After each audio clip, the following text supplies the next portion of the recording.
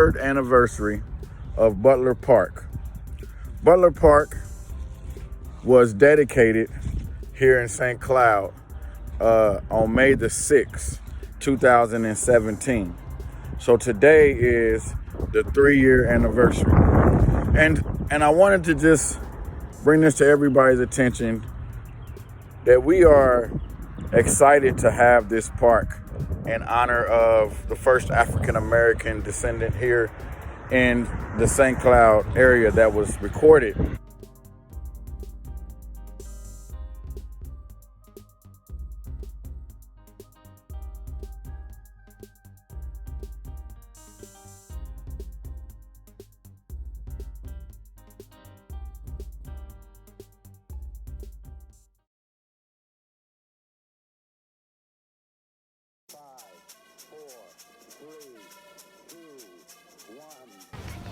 On a beautiful Saturday morning, Mayor Dave Kleiss and many other community leaders showed up to dedicate St. Cloud's newest park to the sacrifices of the Butler family. The freshly minted Butler Park was named to remember Mary Butler and her 2 sons, one which died on the move from Lebanon, Tennessee in 1857, while the other was the first African-American born in St. Cloud.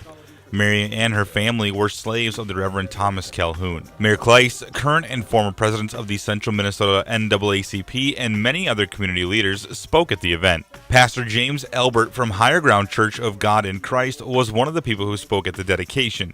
He says slavery can be uncomfortable to talk about, but talking about it will help St. Cloud move forward. Here in Minnesota, to St. Cloud to a greater extent, we've tried to exclude ourselves from the idea that slavery existed. You know, we're a northern state, and we didn't do slavery in the north, or slavery didn't touch us in the north. And really what this is an indication of and a reminder of is that slavery touched everybody in this country. It's uncomfortable for a lot of people to say, why bring that up? Why should we say anything about that at all? But until we can actually deal with it, we'll never be able to. Because of St. Cloud dealing with it, and because of a park like this today, you know what I can tell you? We're going to be okay. The park can be located just north of downtown St. Cloud at 305th Avenue North, just off the Mississippi River. Justin Maloney, WJON.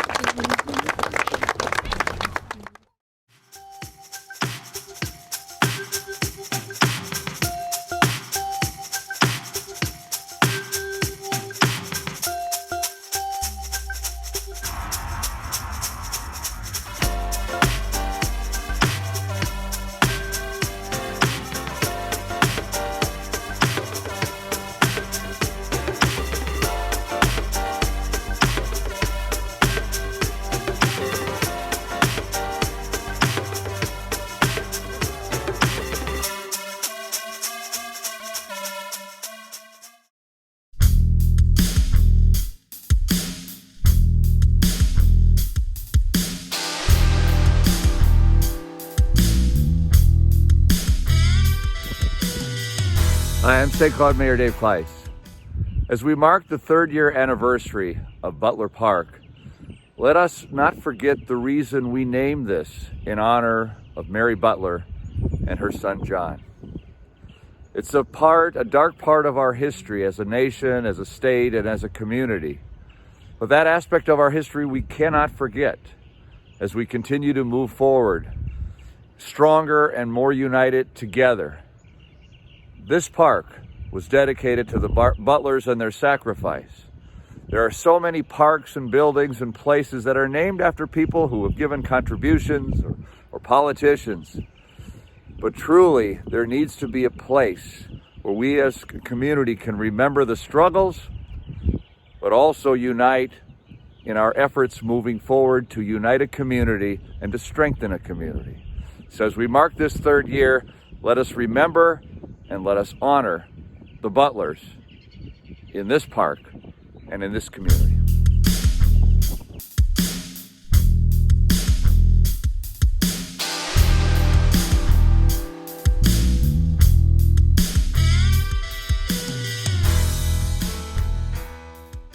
So I am sitting here with Dr. Christopher Lehman, who is a professor up at St. Cloud State and also a recognizable author here in the St. Cloud community. Dr. Lehman is one of the key people who helped discover Butler Park. But it was totally the mayor's idea, Mayor Kleiss. The only thing that he asked me to do was to write the text for the sign at Butler Park. But Mayor Kleiss is a historian, and he's learned about my research for a long time, and when the sign was making Butler Park, he decided that he would name the park after Mary and John, and that's what he did. Slavery's reach, which came out back in October, and one of the stories that's in Slavery's reach is about Butler Park's namesakes, Mary Butler and John Butler, her son, who was actually the first African American born in St. Cloud, I think. And I learned about that about 17 or 18 years ago when I was just doing local history as a hobby when I arrived at St. Cloud back in 2002. And what I had found was that there was a census that listed African Americans anonymously. I'm sorry, it listed African Americans with names, but it didn't say that they were slaves. That they were kept as slaves by a specific family, the Calhoun family, who had come from Tennessee. And after doing some more digging around, I learned that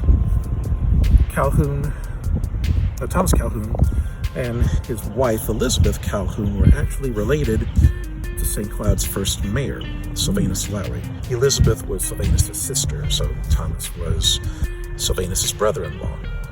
And it was when Sylvanus went out of the country briefly because he was sick, the Calhouns came to St. Cloud because Sylvanus had asked his sister and brother-in-law to watch his farm, which is where the St. Cloud Hospital is right now. So the Calhouns came, and at the time, only Mary came with the Calhouns because John Calhoun wasn't born yet. But about a month or so after Mary arrived, John was born. At the same time that this was taking place, Minnesota was actually under a law that made slavery legal because the Dred Scott decision had taken place by the Supreme Court back in March of 1857. And that Supreme Court ruling said that wherever a master wanted to take a slave in a territory, that slave would stay a slave and not have to be freed, even in a northern territory. And Minnesota at the time was a territory. It was not a state yet. It wouldn't be a state for another 14 months. So for an entire year, slavery was legal in Minnesota. So people from the South could bring their slaves with them and not have to worry about having to free them. So that's what happened to Mary Butler. And around July or August, John Butler was born. But then in May of the following year, 1858, Minnesota became a free state. So that meant that slavery was illegal. What Thomas Calhoun decided to do was to take Mary and John back to Tennessee, a slave state, and sell them, which is what he did. And Calhoun was able to do that legally because even though John was born here in Minnesota, he was born when Mary was a slave. And under the laws of the time, a baby always had the status of the mother. So if a mother was a slave, then a baby who was birthed by the mother would be born a slave. So that's why Mary and John were taken back as slaves, even though they lived in Minnesota. And that was 1858. And it was almost 160 years later that the park was dedicated. I think it was in May of 2017, so that was 159 years actually. That for the city to acknowledge that there were people of African descent here is to say that as long as there's been a St. Cloud, there's been African Americans, and that African Americans are a fundamental part of our city's history. And that's important because I think that when you have people who are very small in population, there may be a tendency to think of them as not really a part of the city, or at least not an important part of the city.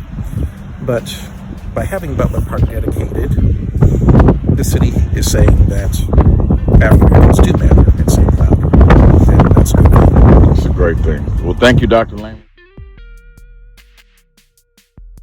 Well, certainly they can contact me through my work email, which is cplehman at stcloudstate.edu.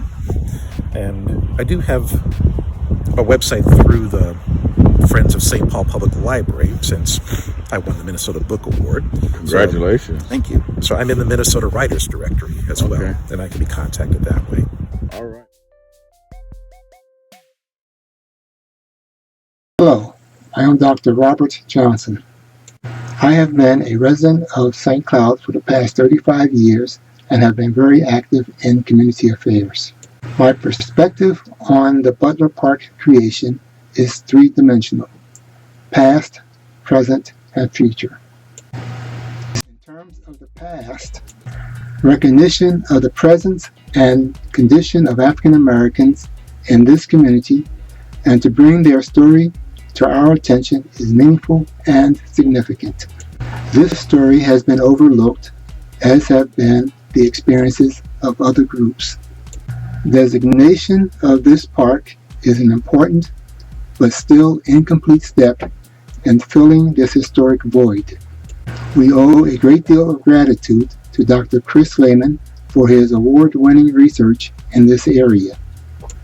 Mayor Dave Kleiss is to be commended for being a good student of history and for working to overcome the omissions in the history of this community and the people who populated it many decades ago.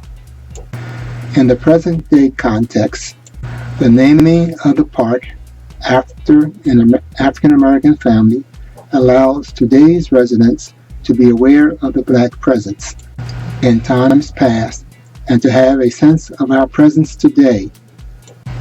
Furthermore, the creation of the park created an opportunity for collaboration. When the park was dedicated, I was home recuperating from major surgery. At that time, I thought of an idea to have commemorative items placed in the park, specifically purchased by African American families and organizations in the community and our friends. I shared this idea with members of these groups and with the mayor. There was quick and willing acceptance of this idea. There was a great deal of cooperation in designing and developing the plan and very fast implementation of the concept. This effort was achieved without conflict, resistance, the need to protest, and without protracted and prolonged struggles.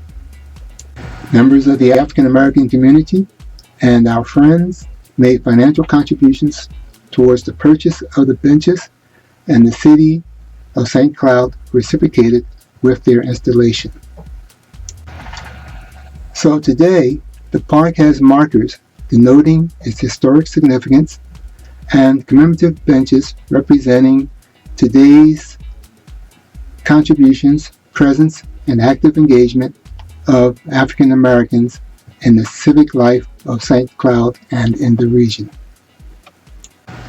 Through these benches, we give voice and visibility to today's African Americans in St. Cloud. So this leads to the third dimension, the future. In years and decades to come, people can look back and see the early origins of the Black population in St. Cloud in the 19th century. They will also be able to see the agency and involvement of the 21st century Black residents in St. Cloud. And they will know that the future conditions of Black people, whatever they may be at that time, was built upon the Black actions, contributions, and presence today and in the past. So the establishment of Butler Park as a monument in the St. Cloud areas is one small, important step of many that needs to be taken to improve race and group relations in this area and in the nation. Hopefully we can set an example for the people and our children, especially in future years.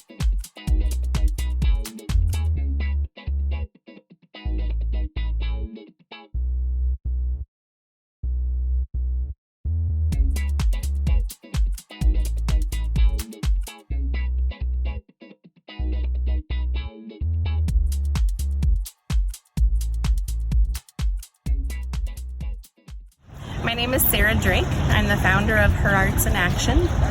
And as soon as I heard the city was doing a dedication to Butler Park and heard what it was about, I knew I had to be here. To have a space in St. Cloud that's dedicated to the history of African Americans and how they came here. And it's a place that I come just to be with myself, to be with my thoughts, to be with history, with the work that I do in arts and organizing in West Africa, here with communities of color, connecting to the past. Although it's a horrible, horrible past, there's something about this space that's peaceful and allows for contemplation of the future, and I love that aspect of it.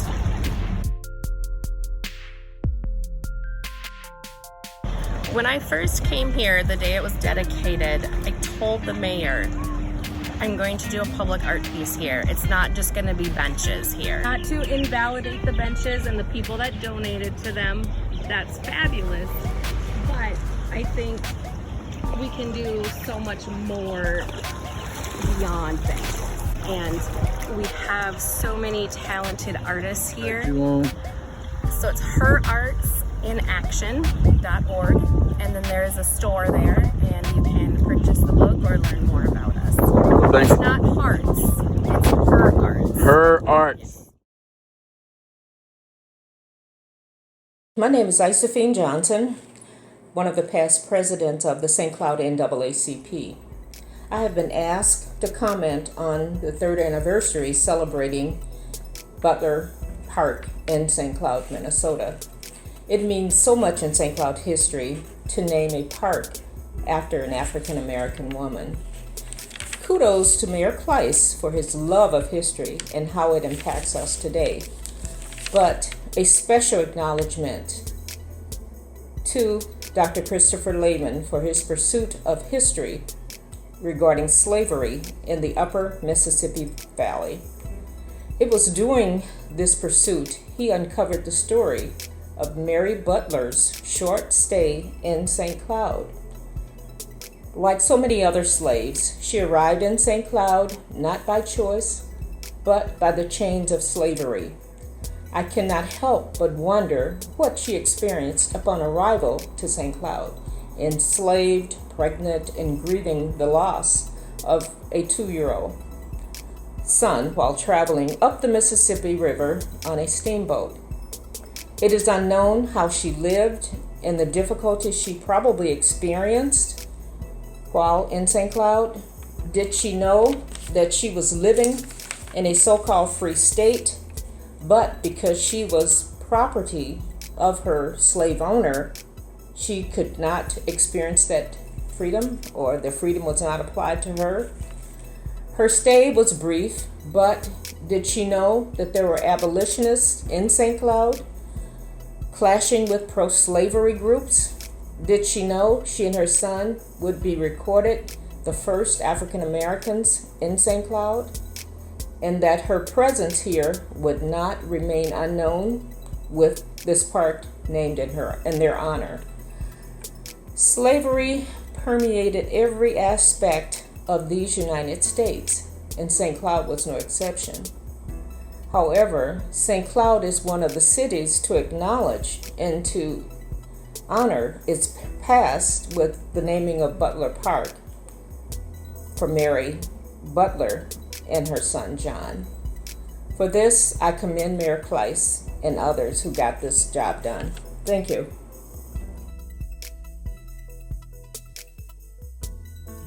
To me, Butler Park is a place for growth, a place where you can look at where your past is, where your history lies, and then pave the way for your future, wanting to do something better. So to me, this is a place of the reminder that, hey, we have a lot more to go. Like, we have a lot more ways to go. We have come so far and we have farther to go.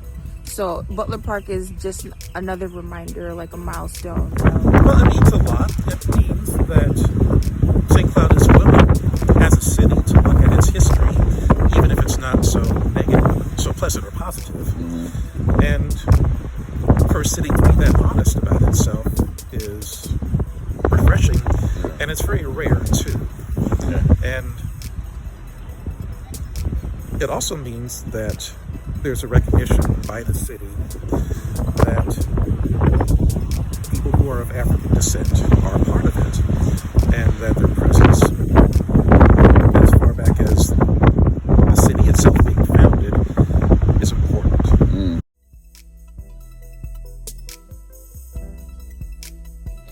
Butler Park is a place that we can be proud of and call our own. Butler Park represents the sacrifices made by our ancestors, people of color. It also represents how far we have come as a city, opening the doors for conversations to be had on slavery.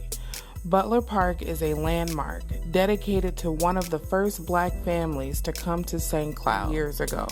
Although one of her sons did not survive the travel, she gave birth to another son, becoming the first Black child to be born in St. Cloud, Minnesota.